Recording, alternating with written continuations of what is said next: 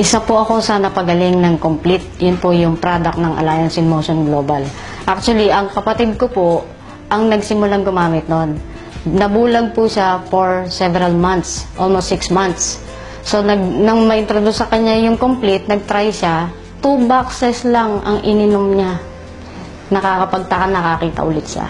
And then, after po nun, February last year, na-diagnose po ako na mayroon akong breast cyst sa dalawa. At the same time, meron din, na-diagnose din po na meron akong scoliosis. Bedridden po ako ng 5 months. And then sabi ko, kung napagaling yung kapatid ko, bakit hindi ko itry?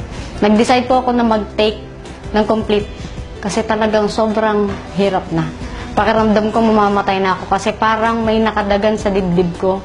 Every time paghihiga ako, so tuwing matutulog ako, nakaupo lang ako. Nakasandal lang ako sa sofa. Hindi na ako makakain, nahihilo ako. Yung tuhod ko parang wala na, hindi ko kaya tumayo. Nang ma-diagnose po nila ako, sinabihan nila ako na magpa-opera para matanggal yung cyst. Takot po ako sa turok. So sabi ko, didiretso ko. Minom po ako ng 3 capsules every 4 hours. And then after 3 weeks po, sinubukan ko maglakad kasi nabawasan yung pain. So hinahapo ako that time.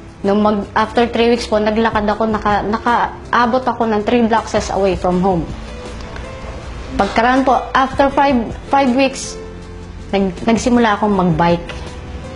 And then hanggang sa kasalukuyan po, dire-diretso po akong umiinom. Wala na po totally yung aking cyst.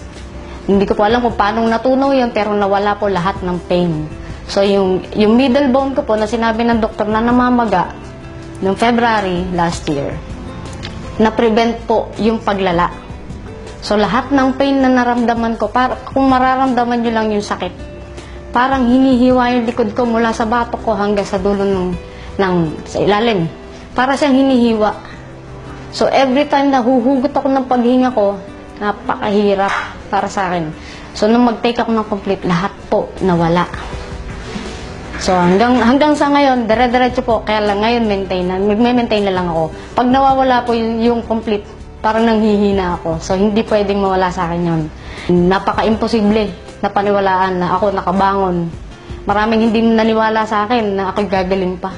Salamat kay Lord na naging instrumento niya ang Alliance in Motion para makapagpagaling ng mga may sakit tulad ko.